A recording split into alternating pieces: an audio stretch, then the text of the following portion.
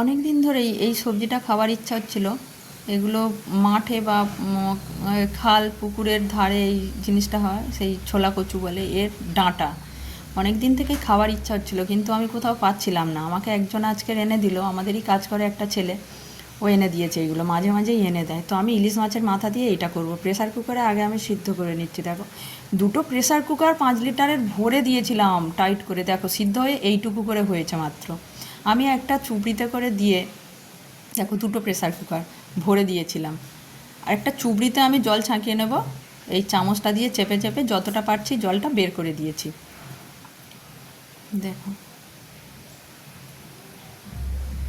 পুরো জলটাই চেপে বের করে দিতে পারলে ভালো হয়, কিন্তু পুরোটা বের হবে না। আর এদিকে আমি একটু পোনা মাছ ভাজছি।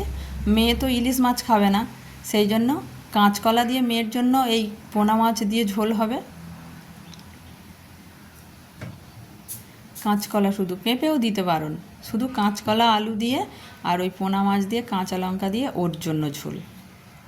তরকারি আমার কষানো হয়ে গেছে। আমার হয়েছে এক জ্বালা, 4জন লোকের 4 রকম যদি খাবার হয়, কত কী লোক রান্না করবে? একটার বেশি দুটো তরকারি করতে গেলেই আমার যেন বিরক্ত লাগে। চলো, এদিকে আমি ইলিশ মাছটা ভেজে নিচ্ছি।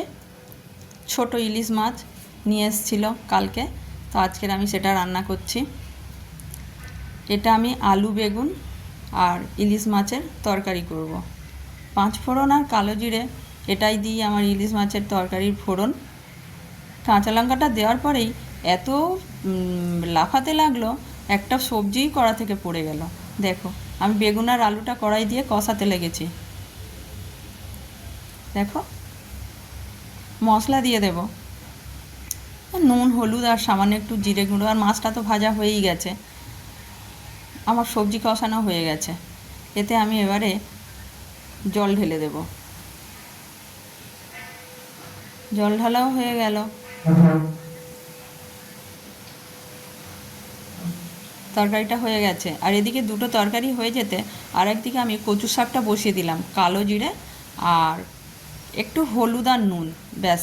আর ইলিশ মাছের মাথাটা আগে থেকে আমি ভেজে রেখে দিয়েছিলাম, এইতে কচু শাকটা দিয়ে দেব। আচ্ছা বন্ধুরা, বলো তো, বাংলা কোন সিনেমাতে এই কচু শাক খাওয়ার সংলাপ আছে? নিতাই এসে কচু শাক খাবে।